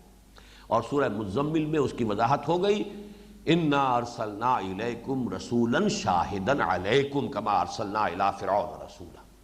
یہ ہے وہ اعلیٰ در حقیقت۔ رسول جب اپنی دعوت، تبلیغ، تلقین، تبشیر، تذکیر، نصیحت، پھر اپنے عمل، اپنے ذاتی کردار، اپنے معاملات، اپنے برتاؤ، پھر ایک اجتماعی نظام قائم کر کر دکھا دیتا ہے، تو گویا کہ اب اس نے حجت قائم کر دی نوع انسانی کے اوپر کہ یہ ہے ہدایت۔ ہدایت روشن ہو گئی، لِيُحِقَّ الْحَقَّ وَيُبْطِلَ الْبَاطِلَ، تاکہ حق کا حق ہونا ثابت کر دے اور باطل کا باطل ہونا ثابت کر دے۔ جب یہ کر دیا، اب یہ شہادت حجت قائم ہو گئی۔ اس کا ظہور خلاف ہونے کے درجے میں کب آئے گا؟ قیامت کے دن اب رسول کھڑا ہوگا پروزیکیوشن وٹنس کی حیثیت سے۔ فَكَيْفَ إِذَا جِئْنَا مِن كُلِّ أُمَّةٍ بِشَهِيدٍ، کیا بیتے گی اس دن جس دن کہ ہم ہر امت پر اس میں سے ایک گواہ کھڑا کریں گے اس پر، اور وہ گواہ جو ہے وَجِئْنَا بِكَ عَلَىٰ هَٰؤُلَاءِ شَهِيدًا، اور اے نبی صلی اللہ علیہ وسلم ہم آپ کو لائیں گے ان کے خلاف گواہ بنا کر۔ یعنی رسول سب سے پہلے پروزیکیوشن وٹنس کی حیثیت سے کہے گا پروردگار تیری جو ہدایت مجھ تک آئی تھی میں نے پہنچا دی تھی۔ ناؤ دے آر ریسپانسبل، اب یہ جواب دہ ہے، یہ نہیں کہہ سکتے کہ میں نے پہنچایا نہیں۔ یہ گواہی حق میں ثابت ہوئی کہ خلاف؟ اگر تو رسول کی طرف سے کوتاہی ہو گئی ہوتی تو حجت رسول پر قائم ہوتی، اے اللہ انہوں نے ہمیں پہنچائی نہیں بات تیری، آسک ہم، ذمہ دار وہ ہے۔ میں نے ہمیشہ اس کی مثال دی ہے، آج پھر دہرا رہا ہوں تاکہ یکجا یہ مضامین پھر جمع ہو جائیں۔ آپ نے کوئی پیغام بھیجا اپنے کسی دوست کو، عزیز کو، کسی کے ذریعے کہ کل شام تک بھائی یہ کام کرنا ہے، ضروری، نہیں کرو گے میرا بڑا نقصان ہو جائے گا۔ کام نہیں ہوا، آپ کا نقصان ہو گیا، آپ غصے میں آگ بگولا گئے اور اپنے اس عزیز اور دوست سے آپ نے شکایت کی، تمہیں میں نے پیغام بھیجا تھا، تم نے یہ کام نہیں کیا اور میرا نقصان ہو گیا، کون ذمہ دار ہے؟ اگر وہ ایک جملہ کہہ دے کہ بھائی مجھے تو آپ کا پیغام پہنچا ہی نہیں، آپ کا الزام، آپ کی شکایت ختم ہو گئی کہ نہیں؟ جھاگ کی طرح بیٹھ جائیں گے کہ نہیں؟ اب سارا غصہ کس پر آئے گا؟ اب آپ جا کر اس سے پوچھیں گے جس کے ذریعے سے پیغام بھیجا تھا، بھلے آدمی تمہارے ذریعے میں نے اتنا اہم پیغام بھیجا اور تم نے وہ پیغام پہنچایا نہیں، اب میرے نقصان کے ذمہ دار تم ہو۔ بس یہ ہے مسئلہ، سیدھا سیدھا مثلث یہی ہے ہمیشہ۔ اللہ نے بھیجا رسول کو، رسول نے پہنچا دیا، وہ بری، ذمہ داری قوم پر۔ رسول نے پہنچانے میں کوتاہی کی، قوم بری، ذمہ داری رسول پر۔ یہ صرف فرض کے درجے میں کہہ رہا ہوں، بفرض محال، اس کا کوئی امکان نہیں کہ رسول کوتاہی کرے۔ البتہ ایک چھوٹی سی مثال سے یہ بات واضح ہو جائے گی. پہلے تو آیت نوٹ کر لیجئے، سورہ اعراف کی آیت نمبر 6. وَلَنَسْأَلَنَّ الَّذِينَ أُرْسِلَ إِلَيْهِمْ وَلَنَسْأَلَنَّ الْمُرْسَلِينَ. ہم لازماً پوچھ کر رہیں گے ان سے بھی کہ جن کی طرف رسولوں کو بھیجا، اور ہم لازماً پوچھیں گے رسولوں سے بھی. وہی مثلث، تم نے پیغام پہنچا دیا تھا، پروردگار میں نے پہنچا دیا، میں نے کوئی کمی نہیں کی، کوئی اضافہ نہیں کیا. پروردگار چاہے انہوں نے گالیاں دیں، چاہے انہوں نے اعراض کیا، چاہے انہوں نے مجھے ستایا، پروردگار میں نے تیری بات پہنچائی. رسول بری ہو گئے، اب تم بات کرو. اور خدا نہ خواستہ بالفرض، اور یہ مضمون بھی قرآن میں موجود ہے. یا ایھا الرسول بلغ ما انزل الیک من ربک وان لم تفعل فما بلغت رسالتہ. اے رسول صلی اللہ علیہ وسلم، پہنچا دو جو کچھ کے نازل ہوا ہے تم پر تمہارے رب کی طرف سے. اور اگر یہاں میں پھر مجبور ہوں کہ بفرض محال، اگر تم نے ایسا نہ کیا تو فریضہ رسالت ادا نہیں ہوگا. وَإِن لَمْ تَفْعَلْ فَمَا بَلَّغْتَ رِسَالَتَهُ. اگر نہیں کیا ایسا تو رسالت کا حق تم نے ادا نہیں کیا، تم نے رسالت کی تبلیغ جو ہے نہیں کی. وہی بات ہے، اگر پیغام پر پیغام پہنچا دے وہ بری، ساری ذمہ داری اس کی جس کو پیغام پہنچا دیا گیا. اگر وہ کوتاہی کرے نہ پہنچائے تو جس کو پیغام پہنچانا تھا وہ بری، اور سارا الزام کس پر؟ پیغامبر پر. اس کی جو مثال ہے دیکھیں نا، قرآن مجید نے کوئی چیز چھوڑی نہیں ہے. اس کو آپ ماڈرن جو اکاؤنٹنگ ہے اس میں ڈیبٹ کریڈٹ کے حساب سے سمجھ لیجئے. ذرا سی خطا ہوئی ہے حضرت یونس علیہ السلام سے، رسول اپنی پلیس آف اپوائنٹمنٹ سے بغیر پرمیشن نہیں جا سکتا. یہ تو آج بھی ہے. Executive officers they can't leave their place of duty, they have to be there. چاہے کوئی موب آ رہا ہے، چاہے کچھ ہو رہا ہے، you cannot go away, you have to face them. ہاں اوپر سے اجازت آ گئی کہ ٹھیک ہے حالات ایسے خراب ہو چکے ہیں، you can leave your place، تو چلے جا سکتے. یہی وجہ آپ کو معلوم ہے کہ حضور نے تمام صحابہ کو اجازت دے دی تھی چلے جاؤ مدینے کی طرف، خود انتظار کر رہے تھے ایکسپریس پرمیشن جب تک نہ آ جائے واضح. حضرت ابو بکر فرماتے نا، میں پوچھتا رہتا تھا، میں نے 2 اونٹنیوں کا اہتمام کیا تھا، کھلا پلا کے انہیں میں کہ لمبا سفر کرنا ہے، تیز جانا ہوگا، لیکن سب کو پوچھ رہے ہیں حضور اجازت آگے نہیں آئی، حضور اجازت آگے ابھی تک نہیں آئی.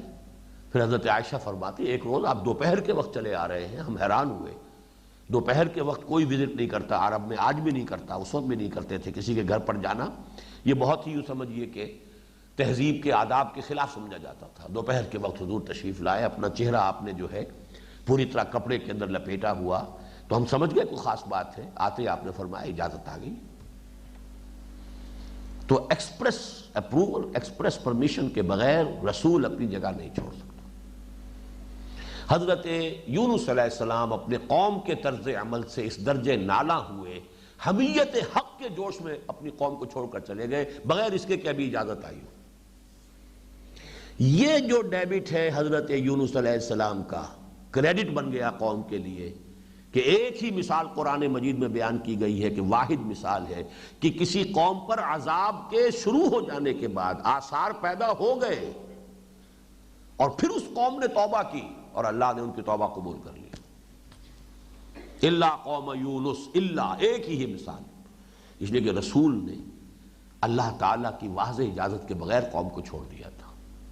وہاں کا ڈیبٹ اور اس کی جو سزا حضرت یونس کو ملی ہے، مچھلی کے پیٹ میں رہے وہ تو وہاں انہوں نے لا الہ الا انت سبحانک انی کنت من الظالمین، یہ تسبیح جو ہے قرآن کہتا ہے اگر یہ تسبیح انہوں نے نہ کی ہوتی وہاں تو للبث فی، اسی کی پیٹ کے اندر رہتے اور قیامت تک وہیں رہتے، وہیں سے ان کا باعث بادل موت ہونا تھا.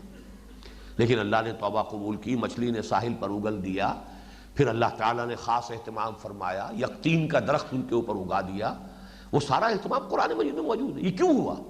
صرف ایک خطا، اور اس خطا کا کریڈٹ ملا ہے اس قوم کو کہ عذاب کے آثار شروع ہو گئے اور اس کے باوجود دعا کو ان کی جو توبہ ہے قبول کر لی گئی. یہ ہے اصل میں وہ نازک فرض منصبی شہادت علی الناس کا. یہاں تبلیغ کا حق ادا کر دیجئے قول سے، عمل سے، انفرادی طور پر، اجتماعی طور پر۔ قیامت میں اب پروزیکیوشن وٹنس کی حیثیت سے کھڑے ہو کر گواہی دیجئے، اے اللہ وی ڈیڈ آور ڈیوٹی، ہم نے پہنچا دیا تھا، ہم نے پہنچانے میں کمی نہیں کی۔ اے اللہ ہم نے امکانی حد تک معذرتاً الی ربکم، تاکہ اپنے رب کے حضور میں معذرت پیش کر سکیں، پروردگار ہم نے اپنی ذمہ داری ادا کر دی تھی۔ یہ اب جانیں اور ان کا کام جانیں، اب یہ جواب دہ ہیں، یہی ہے کہ جو اب مسئول ہیں یہ ذمہ دار ہیں۔ یہ ہے کار رسالت کی نازک ذمہ داری۔ اور نوٹ کیجئے یہ ذمہ داری، جیسا کہ میں واضح کر چکا ہوں، ختم نبوت کے بعد اب تا قیام قیامت امت کے کندھے پر ہے۔ نوع انسانی تو ختم نہیں ہوئی نا، نبوت ختم ہو گئی، اب شخصاً رسول کوئی نہیں آئے گا، لیکن اس پوری امت کو فریضہ رسالت ادا کرنا ہے تا قیام قیامت۔ یہ جو ذمہ داری ہے یہ منتقل کی ہے باقاعدہ۔ اللہ تعالیٰ نے تو یہاں اعلان کیا اسی لیے تمہیں امت وسط بنایا ہے، تمہیں یہ منصب اسی لیے دیا گیا ہے، یہ فضیلت اسی لیے دی گئی ہے کہ تم اب مستقل ایک تھرڈ لنک کی حیثیت سے، وہ جو رسالت کا سلسلہ رسالت ہے، رسول ملک جبرائیل لائے، پہنچا گئے محمد کو صلی اللہ علیہ وسلم، رسول بشر نے پہنچا دیا تمہیں، اب تمہاری ذمہ داری ہے کہ پہنچاؤ پوری نوع انسانی تک۔ قرآن مجید کی اس آیت کی اصل شرح جو ہے وہ آپ کو ملتی ہے حضور کے خطبہ حجۃ الوداع میں۔ آپ نے خطبہ ارشاد فرمایا، اپنی وہ تعلیمات جو مکمل ہو چکی تھی، یوں کہ یہ فنیشنگ ٹچز دیے کچھ چیزوں کی اہمیت ظاہر کرنے، الصلاۃ الصلاۃ الصلاۃ، نماز کی تاکید۔ یہ تاکید آخری یہ جو ہے خطبہ چونکہ آپ کا تھا، ویسے یہ کہ آپ نے انتقال کے وقت بھی الصلاۃ الصلاۃ الصلاۃ وما ملکت ایمانکم، پوری پابندی کرو نماز کی، پابندی کرو نماز کی، پابندی کرو نماز کی، اور دیکھو اپنے غلاموں اور کنیزوں کا خیال رکھو، ان کے لیے ان کے حقوق جو ہیں ان کو کہیں بھی ان کو برباد نہ کرنا۔ تو یہ فنیشنگ ٹچز آپ نے دیے، ورنہ دین تو مکمل ہو چکا تھا اس وقت۔ اور اس کے بعد خطبے کے آخر میں سوال کیا، الا هل بلغت، لوگوں میں نے پہنچا دیا کہ نہیں؟ پورے مجمع نے جواب دیا، اور دو جواب سنانا چاہتا ہوں آپ کو۔ ایک روایت میں تو 3 الفاظ ہیں، انا نشہد انک قد بلغت وادیت ونصحت، ہاں حضور ہم گواہ ہیں آپ نے حق تبلیغ ادا کر دیا، حق خیر خواہی ادا کر دیا، حق امانت ادا کر دیا۔ ایک میں ایک اور ہے، بلکہ وہ زیادہ بلیغ الفاظ ہیں، زیادہ مفصل ہیں، انا نشہد انک قد بلغت الرسالۃ وادیت الامانۃ ونصحت الامۃ وکشفت الغمۃ، حضور ہم گواہ ہیں رسالت کا حق تبلیغ ادا کر دیا، امانت کا حق ادائیگی ادا کر دیا، امت کا حق خیر خواہی ادا کر دیا، پورا کر دیا، اور تمام تاریکیوں کو چھانٹ دیا اور اس کے پردے پھاڑ دیے۔ کشفت الغمہ، 3 مرتبہ سوال، 3 مرتبہ جواب، 3 ہی مرتبہ پھر آسمان کی طرف اشارہ کیا انگشت شہادت سے، اور پھر لوگوں کی طرف، اللہم اشہد، اے اللہ تو بھی گواہ رہے، اللہم اشہد، اے اللہ تو بھی گواہ رہے، اللہم اشہد، اے اللہ تو بھی گواہ رہے۔ یہ مان رہے ہیں کہ میں نے ان تک پہنچا دیا۔ یہی گواہی قیامت میں ہوگی امت کے خلاف، اے اللہ میں نے ان کو پہنچا دیا تھا، اب ان کے ذمہ تھا آگے پہنچانا۔ ظاہر بات ہے چین میں بھی انسان آباد تھے، ہندوستان میں بھی آباد تھے، پورے یورپ میں آباد تھے، افریقہ میں آباد تھے، اور حضور تو سب کے لیے بھیجے گئے۔ دعوت و تبلیغ کا حق تو ادا ہوا، تو اب صرف اہل عرب کے لیے ادا ہوا، اور کہاں ہوا ابھی؟ صرف بادشاہوں کو خطوط لکھنے سے تو کوئی اس سے وہ اتمام حجت تو نہیں ہو جاتا۔ اگر 2 کروڑ ایرانی تھے تو بادشاہ کو خط آنے سے باقی لوگوں کو پتہ بھی نہیں چلا ہوگا کوئی خط آیا ہے، کسی نے دعویٰ نبوت کیا۔ یہ ذمہ داری اتمام حجت کون کرے گا؟ لہذا اب آپ نے 3 مرتبہ یہ کہہ کر اللہ تو گواہ رہے، اللہ تو گواہ رہے، اللہ تو بھی گواہ رہے، اب آپ نے کہا امت سے فَلْيُبَلِّغِ الشَّاهِدِ الْغَائِبَ، فَلْيُبَلِّغِ الشَّاهِدُ الْغَائِبَ، اب لازم ہے ان پر، اب یہ شاہد دیکھیے موجود کے معنی میں آ گیا، اب جو یہاں موجود ہیں ان کی ذمہ داری ہے کہ وہ پہنچائیں ان کو، جو یہاں موجود نہیں ہیں، اور اتنے بلیغ الفاظ ہیں، کیونکہ حضور خود دعویٰ کرتے ہیں انا افصح العرب، میں عرب کا فصیح ترین انسان ہوں۔ غائب میں وہ سب بھی آ گئے جو اس وقت دنیا میں موجود تھے، اور وہ بھی آ گئے جو کہ قیامت تک آئیں گے دنیا میں۔ فَلْيُبَلِّغِ الشَّاهِدُ الْغَائِبَ، پہنچاؤ۔ اب یہ بوجھ، اس کو میں اپنی تقریروں میں کہتا رہا ہوں، اس سے سائی آف ریلیف، اے اللہ یہ بوجھ میرے کندھے سے اتر گیا، لیکن اے مسلمانوں یہ بوجھ اب تمہارے کندھوں پر آ گیا، ذمہ داری تم پر آ گئی۔ یہ ہے مفہوم اس آیہ مبارکہ کا جو بدقسمتی سے اس حدیث کے پردے میں بالکل چھپ گیا ہے۔ البتہ یہ سمجھیے کہ اس حدیث کا پھر مفہوم کیا ہے، کیا وہ حدیث غلط ہے؟ یہ بڑا ایک تیکھا سوال ہے جو میں کر رہا ہوں، اس لیے کہ حدیث یہ بخاری شریف میں بھی موجود ہے۔ اس حدیث کے ذرا سے مختلف متن کے ساتھ یہ ترمذی میں بھی اور امام احمد ابن حنبل نے بھی اپنے اپنے مجموعوں میں، مسند میں اور جامع میں اس کو کیا ہے نقل، نظر انداز نہیں کر سکتے۔ اس حدیث کے الفاظ میں آپ کو سنا رہا ہوں۔ ان ابی سعید الخدری رضی اللہ عنہ، روایت کیا گیا ہے حضرت ابو سعید خدری رضی اللہ تعالی عنہ سے، قال قال رسول اللہ صلی اللہ علیہ وسلم، کہ فرمایا اللہ کے رسول صلی اللہ علیہ وسلم نے، یدعا نوح یوم القیامہ، پکارا جائے گا نوح کو قیامت کے دن، نوح پیش ہو جاؤ، فیقول، حضرت نوح جو ہے اس وقت عرض کریں گے لبیک و سعدیک یا رب۔ اب یہ کہ الرب رب وان تنزل والعبد عبد وان ترقى، بندہ کتنا ہی بلند ہو جائے بندہ ہی رہے گا، چاہے نوح ہو چاہے محمد ہو صلی اللہ علیہ وسلم، مقام بندگی سے تو تجاوز نہیں ہے، وہ اللہ ہے، اس کی شان ہے، ذو الجلال والاکرام۔ پکارے گا نوح لبیک و سعدیک یا رب، پروردگار حاضر ہو، فیقول هل بلغت، اب اللہ تعالیٰ فرمائیں گے تم نے پہنچا دیا تھا، فیقول نعم، عرض کریں گے جی پہنچا دیا تھا، فیقال لامتہ، اب کہا جائے گا ان کی امت سے، هل بلغکم، کیا ہمارے اس بندے نے تمہیں پہنچا دیا تھا پیغام ہمارا؟ فیقول ما اتانا من نذیر، وہ کہیں گے نہیں ہمارے پاس کوئی خبردار کرنے والا نہیں آیا۔ فیقول من یشہد لک، اب دیکھیے لام کے ساتھ گواہی آئی ہے، اللہ فرمائے گا اے نوح تمہارا گواہ کون ہے؟ کون ہے جو تمہارے حق میں گواہی دے؟ من یشہد لک،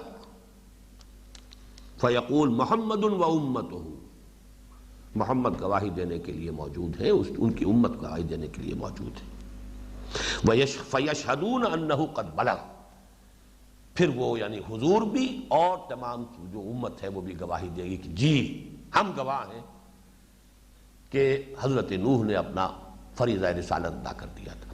اس روایت میں وہ الفاظ نہیں ہیں، بعض دوسری روایات میں اضافی ہیں، اس پر وہ واویلا کریں گے، یہ کون ہوتے گواہی دینے والے؟ یہ تو بعد میں آئے ہیں، ان کا وجود ہی نہیں تھا جب ہمارا یہ معاملہ ہوا ہے، یہ موجود ہی نہیں تھے۔ تو وہ کہیں گے کہ ہم یقین کے ساتھ، قرآن میں ہمیں اللہ نے اطلاع دی، محمد رسول اللہ نے ہمیں خبر دی، ہم اس کی بنا پر یقین۔ یہ مفہوم گویا کہ لیا گیا، فَذَلِكَ قَوْلُهُ جَلَّ ذِكْرُهُ وَكَذَلِكَ جَعَلْنَاكُمْ أُمَّةً وَسَطًا لِتَكُونُوا شُهَدَاءَ عَلَى النَّاسِ وَيَكُونَ الرَّسُولُ عَلَيْكُمْ شَهِيدًا۔ یہ ہے مفہوم اس آیت مبارکہ کا جو ابھی آیت ہم نے پڑھی ہے۔ اب اس کے ضمن میں جو میری گزارشات ہیں وہ نوٹ کر لیجئے۔ پہلی بات تو یہ کہ اس حدیث میں جو قرآن مجید میں جو تذکرہ ہوا ہے بہت سے مقامات پر، اس کے خلاف ایک بات آئی ہے۔ قرآن مجید میں جہاں بھی آیا ہے، کیا تمہارے پاس کوئی نذیر نہیں آیا؟ قالوا بلا قد جاءنا نذیر فکذبنا وقلنا ما نزل اللہ من شیء، وہاں تو جواب یہ آ رہا ہے کہ وہ کہیں گے کیوں نہیں، آئے تھے ہمارے پاس ایک نذیر، لیکن ہم نے انہیں جھٹلا دیا، ہم نے کہا کہ کوئی شے نازل نہیں کی اللہ نے۔ تو یہ تعارض ہو گیا قرآن کا حدیث سے۔ اس کی تعویل کیا ہے، حل کیا ہے؟ حل یہ ہے قرآن مجید میں قیامت اور اس کے مختلف مراحل ہیں، ان کی جو خبریں دی گئی ہیں ان میں ایسی کنٹرڈکشنز اور بھی موجود ہیں۔ مثلا یہ بھی کنٹرڈکشن موجود ہے کہ اس روز ہم ان کے منہ پر مہر لگا دیں گے، وہ بات ہی نہیں کر سکیں گے، وہ چپ رہ جائیں گے۔ یہ بھی ہے کہ وہ بات کریں گے، جواب دیں گے اور یہ کہیں گے۔ اس کی تعویل کیا ہوگی، تطبیق کیا ہوگی کہ یہ مختلف مراحل ہیں، کوئی شے غلط نہیں ہے، کوئی بات جھوٹی نہیں ہے، لیکن اس کے نہ معلوم کتنے مراحل ہیں اس محاسبے کے، ہر مرحلے کے اوپر ایک بات ہے کہ جو ہو رہی ہے۔ اس حوالے سے ہم نے جب ان دونوں چیزوں کی تطبیق کی، انہیں مان لیا، بعین ہی یہی بات یہاں ہوگی کہ یہ بھی مرحلہ ایک ہے، یہ بھی ایک حقیقت کے طور پر، یہ بھی ایک واقعہ ہے جس کی خبر دے رہے ہیں محمد الرسول اللہ صلی اللہ علیہ وسلم، لیکن ایک بات، ایک مفہوم وہ بھی ہے کہ جو اس طریقے سے قرآن مجید کے نظائر سے القرآن یفسر بعضہ بعضا کے حوالے سے جو نتیجہ برآمد ہو رہا ہے وہ اپنی جگہ پر حق ہے، یہ واقعہ اپنی جگہ پر ہے، اور اس میں ایک امکان اور بھی ہے۔ یہ میں بڑی جرأت اور جسارت کر رہا ہوں اپنے مقام سے تجاوز کرتے ہوئے، جو میں نے پہلے کبھی ایسی جسارت نہیں کی ہے، وہ یہ کہ آخری الفاظ ہو سکتا ہے کہ کسی راوی کا اضافہ ہو، کہ حضور کے الفاظ تو وہاں ختم ہو گئے کہ امت گواہی دے گی کہ پہنچا دیا تھا، فَيَشْهَدُونَ أَنَّهُ قَدْ بَلَغَ۔ اب آگے کہ یہ ہے اصل مفہوم اس آیت کا، یہ حضور صلی اللہ علیہ وسلم کے الفاظ بھی ہو سکتے ہیں، اور یہ بھی ہو سکتا ہے کہ جس نے سنا ہے، حضرت ابو سعید خدری رضی اللہ تعالی عنہ، انہوں نے حضور کے اس قول کا مطلب یہ سمجھا ہو کہ یہ مفہوم ہے اس آیت مبارکہ کا کہ وَكَذَلِكَ جَعَلْنَاكُمْ أُمَّةً وَسَطًا لِتَكُونُوا شُهَدَاءَ عَلَى النَّاسِ وَيَكُونَ الرَّسُولُ عَلَيْكُمْ شَهِيدًا۔ اس لیے کہ یہ سب مانتے ہیں کہ حدیث نبوی روایت بالمعنی ہے، باللفظ اس کی صحت کا دعویٰ نہیں ہے، باللفظ صحت کا دعویٰ صرف قرآن کا ہے، قرآن میں ایک ایک لفظ، ایک ایک حرف کی صحت کی ضمانت ہے، حدیث میں نہیں ہے، جس کا سب سے بڑا ثبوت یہ ہے کہ جس حدیث کو ام السنہ کہا گیا ہے، حدیث جبرائیل، اس کی اگر 5 صحابہ سے روایتیں، 5 مختلف، باریک باریک فرق ہے۔ 5 آدمیوں کو میں بٹھا کر ابھی ایک بات کہتا ہوں، 1 گھنٹے کے بعد آپ 5 سے سٹیٹمنٹ لیجئے، بات یقیناً وہی ہوگی، الفاظ تھوڑے سے بدل جائیں گے، ہر شخص جو ہے اپنے ذہن کے مطابق، اپنی وکیبلری کے مطابق اس مفہوم کو ادا کرے گا۔ تو قرآن کی جو وحی جلی ہے وہ باللفظ ہے، اور اس کی حفاظت کا ذمہ باللفظ ہے، بالحرف ہے، لیکن حدیث نبوی کی روایت جو ہے اس کی یہ لفظی ضمانت کہ ہر لفظ جو کا تو ہے، اس کا سب سے بڑا میں نے اس کے خلاف ثبوت دیا حدیث جبرائیل۔ حضرت عمر کی روایت میں ترتیب کچھ اور ہے، عبداللہ ابن عمر بیٹے کی روایت میں ترتیب کچھ اور ہے، کہیں سوال پہلا یہ ہے کہ اخبرنی عن الاسلام، اور دوسرا ہے اخبرنی عن الایمان حضرت عمر کی روایت میں، اور دوسری روایتوں میں اخبرنی عن الایمان پہلے، اخبرنی عن الاحسان بعد میں ہے، اور لفظی فرق جو ہے موجود ہے، اور بھی موجود ہے۔ باقی جو پوری نقشہ کشی کی گئی ہے حضرت عمر نے خاص طور پہ تفصیل سے، کیسے یہ واقعہ پیش آیا کہ ایک شخص آیا اچانک اور وہ پورے مجمع کو چیرتا ہوا حضور کے ساتھ جا کر زانو سے زانو لگا کر گھٹنے سے گھٹنے ٹیک کر بیٹھ گیا، اس میں بڑا فرق ہے۔ ایک ہی انسیڈنٹ ہے، اس کو 4 آدمی اگر رپورٹ کریں گے تو اس میں فرق ہو جائے گا۔ تو حدیث کے اندر یہ احتمالات بہرحال موجود ہوتے ہیں۔ حدیث چونکہ سندن بخاری کی بھی ہے، اس کو رد کرنا درست نہیں، ہرگز درست نہیں، اس کی ہم تعویل کریں گے۔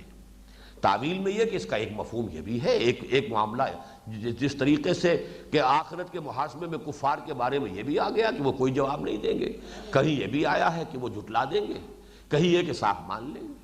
یہاں پر یہ کہ انہوں نے کہا کہ جھٹلا دیا کہ ہمارے پاس کوئی نہیں آیا، اور یہ کہ قرآن مجید میں کتنی جگہوں پر ہے بلا قد جاءنا نذیر فکذبنا وقلنا ما نزل اللہ من شیء، یہ تو سورہ ملک میں ہے، اسی طرح سورہ زمر کے آخر میں ہے الم یاتکم نذیر، لیکن یہ کہ اس کے بعد جواب جو ہے وہ یہ آئے تھے ہمارے پاس خبردار کرنے والے، لیکن ہماری شامت اعمال، ہم نے ان کی تکذیب کر دی۔ تو جس طریقے سے یہ دونوں قول قرآن مجید کے، ان کی تطبیق کیا ہے، یہ مختلف مراحل کی بات ہو سکتی ہے، اسی طریقے سے اس حدیث کے اندر اور اس قرآن مجید کی آیت میں بھی تطبیق اسی طور سے بھی ہو سکتی ہے کہ یہ دونوں اپنی جگہ پر برحق ہوں، 2 مختلف واقعات ہیں جن کا تذکرہ ہو رہا ہے۔ اور یہ بھی ہو سکتا ہے، اب اس میں میں نے بلکہ نوٹ کرا دیا تھا کہ حدیث کے متن میں لک کا لفظ آیا ہے، آپ کے حق میں کوئی گواہ ہے، جبکہ قرآن میں دونوں جگہ علی کا لفظ آیا ہے، کذالک جعلناکم امۃ وسطا لتکونوا شہداء علی الناس ویکون الرسول علیکم شہیدا، وہ علی کے ساتھ تکرار کے ساتھ ہے، یہاں پہ لام کے ساتھ بات آئی ہے۔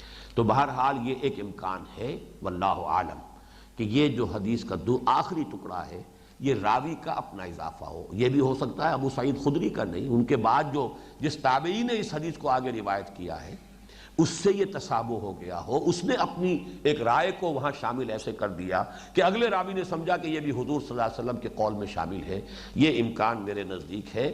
بہرحال اپنی جگہ پر اس آیہ مبارکہ کا یہ مفہوم کہ یہ اصل میں امت کے فرض منصبی کی طرف اشارہ ہے۔ اس کے لیے دلیل جو میں دے رہا ہوں وہ کیا ہے؟ میں نے آپ کو بتایا کہ 2 جگہ یہ آیت آئی ہے یہ مفہوم کے اعتبار سے۔ سورہ حج کے آخر میں وہاں جہاد کا حکم پہلے آیا ہے، تو گواہی دینے کے لیے کسی کے حق میں تو کوئی جہاد نہیں ہوتا۔ حضرت نوح علیہ السلام کی حقانیت کے لیے گواہی پیش کرنے کے لیے کون سا جہاد ہے وہاں؟ فرمایا جاہدوا فی اللہ حق جہادہ هو اجتباکم، جہاد کرو، محنت کرو، جاں فشانی کرو اللہ کے لیے جتنا کہ اس کے لیے جہاد کا حق ہے، اس نے تمہیں چن لیا ہے۔ اور کس لیے جہاد کرو؟ لِيَكُونَ الرَّسُولُ شَهِيدًا عَلَيْكُمْ وَتَكُونُوا شُهَدَاءَ عَلَى النَّاسِ، جیسے رسول نے جہاد کیا ہے، محنتیں کی ہے، مشقت جھیلی ہے، قربانیاں دی ہیں اور تمہارے اوپر حجت قائم کی ہے، ایسے ہی تم جہاد کرو۔ تو جہاد کا جس شہادت کے ساتھ کوئی منطقی ربط بنتا ہے وہ تو یہ شہادت کا تصور ہے، نہ کہ وہ جس کا کہ ذکر حدیث میں آ رہا ہے۔ بین ہی یہی ترتیب، لیکن عکسی ترتیب، جیسا کہ میں نے عرض کیا، جیسے اس یہاں پر ہے کہ رسول کا ذکر پہلے اور امت کا بعد میں، لِيَكُونَ الرَّسُولُ شَهِيدًا عَلَيْكُمْ وَتَكُونُوا شُهَدَاءَ عَلَى النَّاسِ۔ اور سورہ بقرہ کی آیت جو ہے اس میں امت کا ذکر پہلے، وَكَذَلِكَ جَعَلْنَاكُمْ أُمَّةً وَسَطًا لِتَكُونُوا شُهَدَاءَ عَلَى النَّاسِ وَيَكُونَ الرَّسُولُ عَلَيْكُمْ شَهِيدًا۔ بین ہی وہی ترتیب یہ ہے، یہاں جہاد بعد میں آئے گا۔ یا ایھا الذین آمنوا استعینوا بالصبر والصلاۃ ان اللہ مع الصابرین ولا تقولوا لمن يقتل في سبيل الله اموات بل احیاء ولكن لا تشعرون ولنبلونکم بشیء من الخوف والجوع ونقص من الاموال والانفس والثمرات۔ یہ بعد میں آ رہا ہے، یہ سب در حقیقت اس آیت سے تعلق جڑے گا۔ درمیان میں سارا اس تحویل قبلہ کے اوپر رد و قضا ہے، بحث ہے، تمہیص ہے، تاکید ہے، بار بار ہے، تکرار ہے، لیکن آخر میں جو اصل ربط جڑتا ہے اس آیت کا وہ کہاں سے جڑے گا کہ اے مسلمانوں، یہ جو فرض منصبی تمہارا ہے یہ کانٹوں کی سیج ہے، پھولوں کا بستر نہیں ہے۔ اور یہاں پہ قتل اور مقاتلہ بھی ہوگا، یہاں جانیں دینی ہوگی، یہاں بازی کھیلنی ہوگی، یہاں تو تمہیں صبر کرنا ہوگا، یہاں تمہارے لیے طرح طرح کے امتحانات اور آزمائشوں کی بھٹیاں ہیں جن سے گزرنا ہوگا۔ یہ سارا مضمون کا ربط جو ہے ثابت کر رہا ہے۔ اس سے مراد وہ شہادت ہے کہ جو دنیا میں اتمام حجت کر کے اور پھر آخرت میں اللہ کی عدالت میں سرکاری گواہ کی حیثیت سے پیشی کی صورت کے اندر سامنے آتی ہے۔ بارک اللہ لی ولکم فی القرآن العظیم ونفعنی وإیاکم بالآیات والذکر الحکیم۔